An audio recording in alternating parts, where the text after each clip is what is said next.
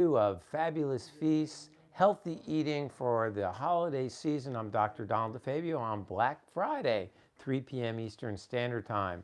Fabulous Feasts is all about going over foods that impact your health and to empower you with choosing foods that may taste a little bit different, maybe mixing different food flavors in a way you haven't thought of before so that you can eat in a manner that's going to improve your health if it isn't as good as you'd like it to be, and maintain your health if it is where you want it.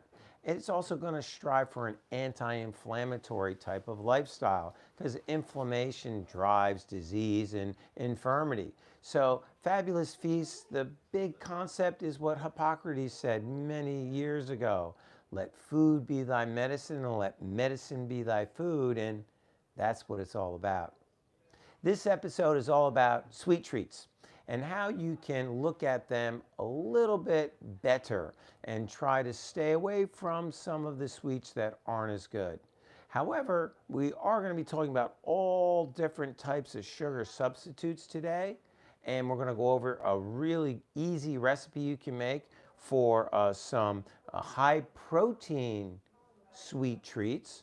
The bottom line is you want to embrace bitter.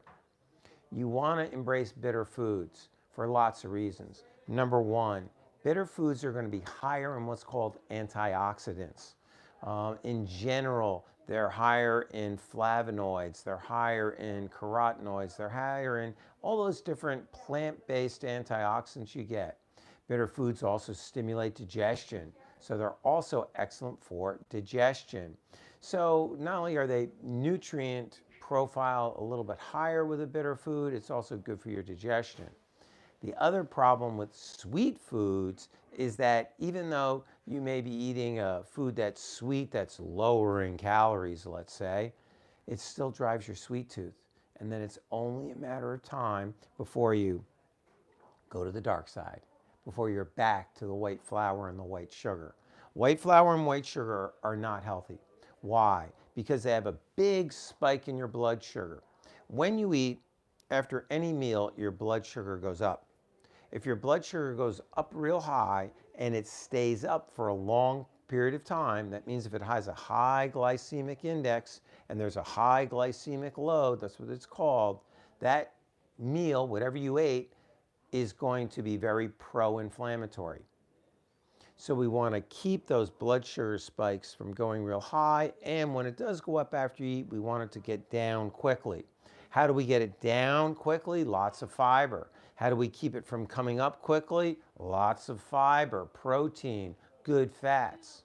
The other problem when you have a high glycemic index and a high glycemic load meal is when you pair it with poor fats, when you pair it with omega-6 fatty acids, hydrogenated fats, corn oil, soybean oil, deep fried oils.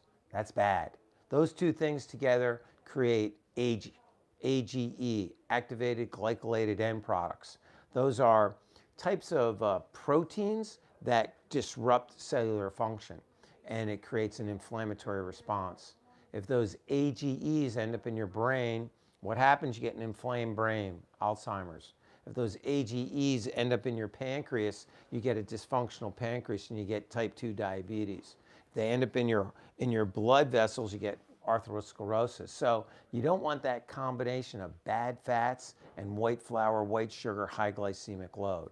So you need to keep the glycemic load down, but you need to embrace the bitter so that you want to have more bitter foods so that you don't reach back to the white flour and white sugar, which will just get you into trouble eventually. So what are we going to talk about today for a meal prep is going to be making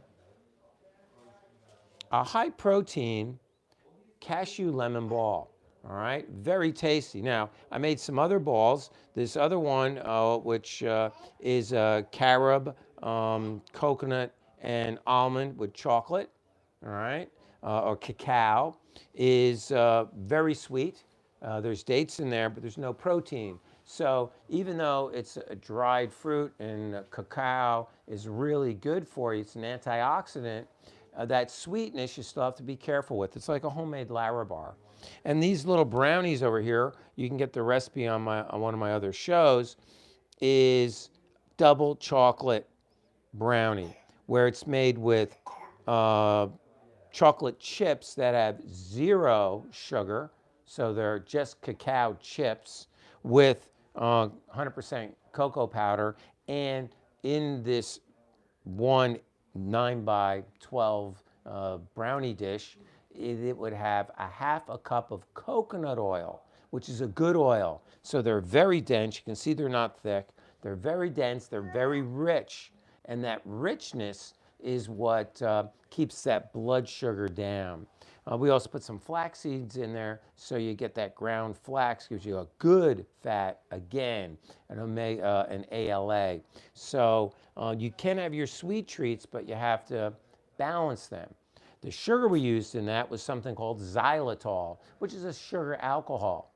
And the second part of the show, we're going to talk about all the different choices you have out there for sugar substitutes, and if you want to use them, why you'd want to use them, and how they differ from one another. And I bought all of these sugar substitutes at my local food store. So with that said, let's talk about making a cashew lemon ball. There's only one thing we're going to need, and that's my lemon. Oh my gosh, the lemon's still in the fridge. By the way, welcome to my office. We're on the road today, so we're cooking remotely from the office, so I got to slip over here. There's my live studio audience. Everybody can say hi. They can clap for me. Everybody can, all right? So we got the lemon out. So we're on the road today. So we're going to start with some cashews. Now, I'm just using a little small blender here. I'm not doing a full-size recipe. We're doing a half recipe because I have a small processor. Some dates. I soaked the dates in warm water so they're really nice and soft, and we are going to need the extra hydration because we're going to add some protein powder. So cashews raw, by the way, totally unsalted.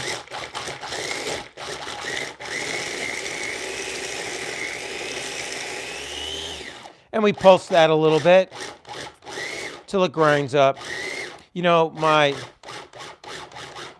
family calls these balls homemade Larabars, and that's basically what they are. All of these balls, and you'll see recipe for Paleo cocoa chocolate balls. Yeah, they're paleo because there's no oats in them, there's no flour in them, but you got to watch out. It could still be all sugar. If it's dates and almonds, it's in cocoa powder like these are. That's all these are, dates, almonds, and cocoa powder. They taste great, but there's a lot of sugar there. So don't get confused or misled by that concept of paleo. You really want to watch that spike in the blood sugar, which is one of the reasons I really like this formula, because once we coarsely grate up the cashews and the dates, I add chia seeds for, again, that anti-inflammatory punch, and some vanilla protein powder. All right, so now we're adding protein. This vanilla protein powder is the DeFabio powder, which means it's only sweet with monk fruit and a little bit of vanilla flavoring. We'll talk about monk fruit in a moment. And then with that, we'll see if we can pulse that in. Again, this is a portable machine, so see how it takes it. Perfect.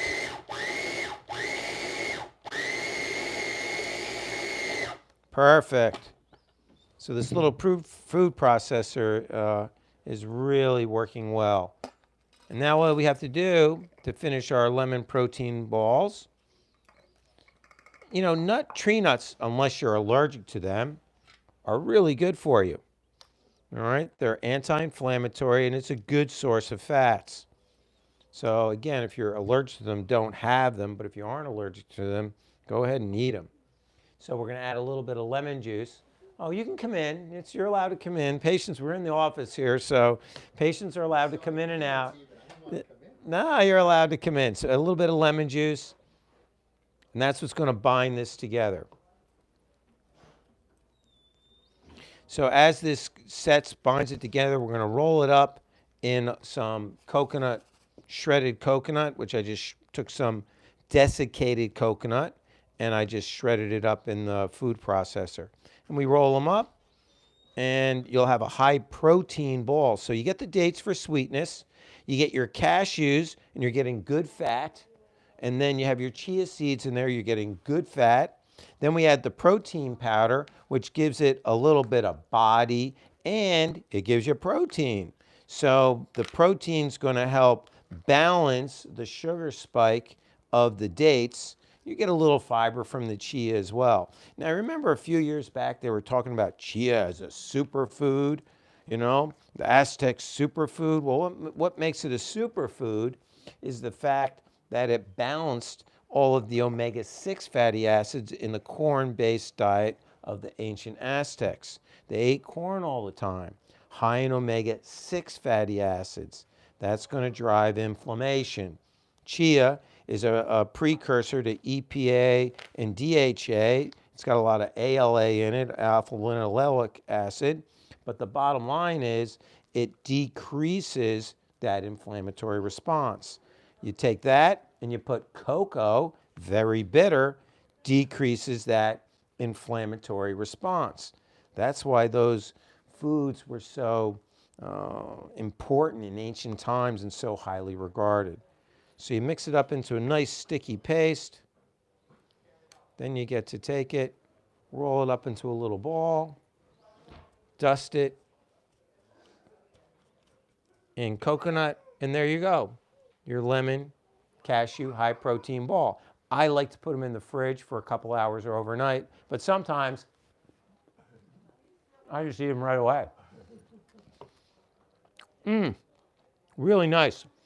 The lemon gives it a nice little zing.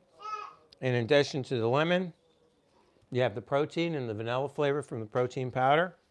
And there you go.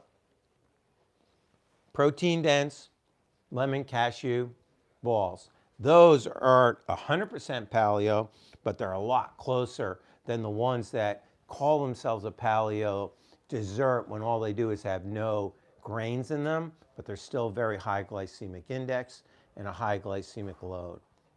What's one of the foods that has the highest glycemic index and highest glycemic load? Cornflakes and a white potato. So those are things you got to watch out for. And you can find that information online. But we love our sweets. And holiday time, you're going to get exposed to lots of sweets. So what do? Do you go with plain old cane sugar? Well, let's talk about it. The glycemic index of cane sugar, plain old sugar, is 100. Now, you have raw sugar and you have white sugar. What's the difference? Raw sugar still has a little molasses in it. That's why it's brown.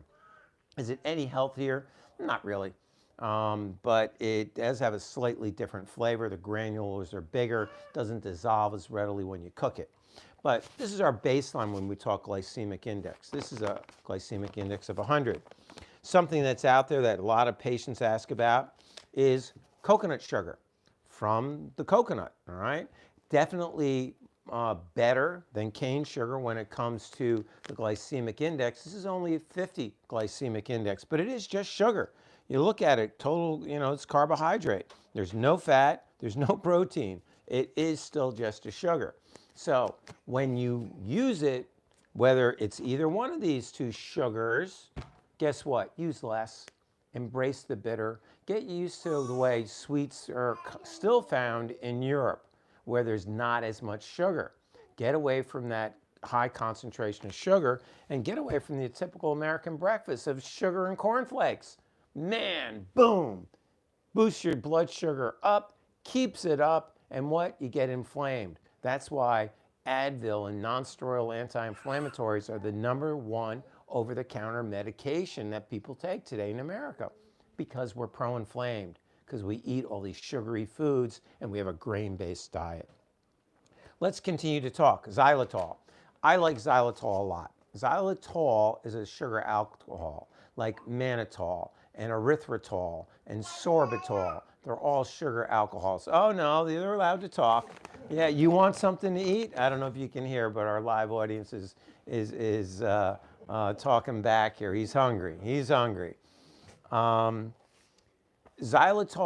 is a sugar alcohol. It has a much lower glycemic index. This is down, I think it's about 15, maybe 20, something like that. It's very low.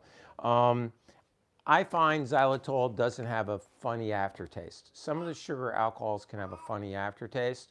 I also find it dissolves very well. What I do really like about xylitol for other issues, not for cooking, is xylitol is bacteriostatic, which means bacteria can't live in its presence.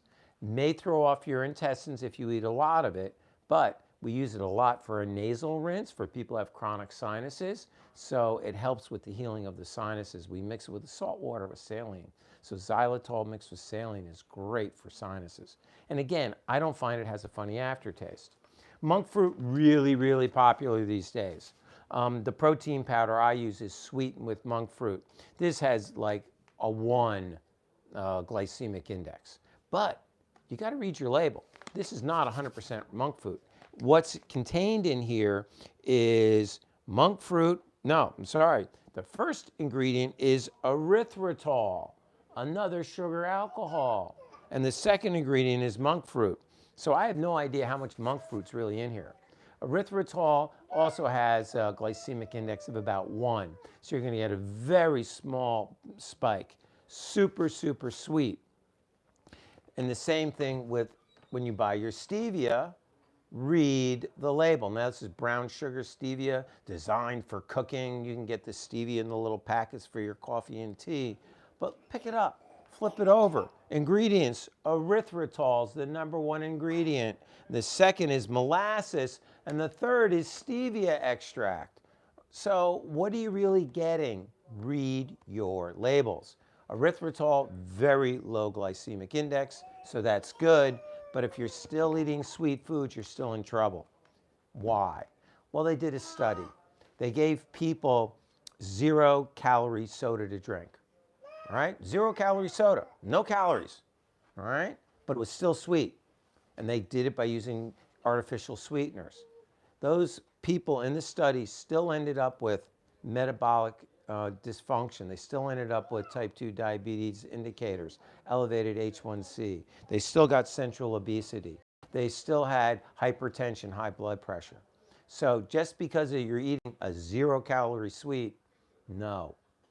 Stay away from the sweets because it's only a matter of time, like I said, before you end up going back to the dark side.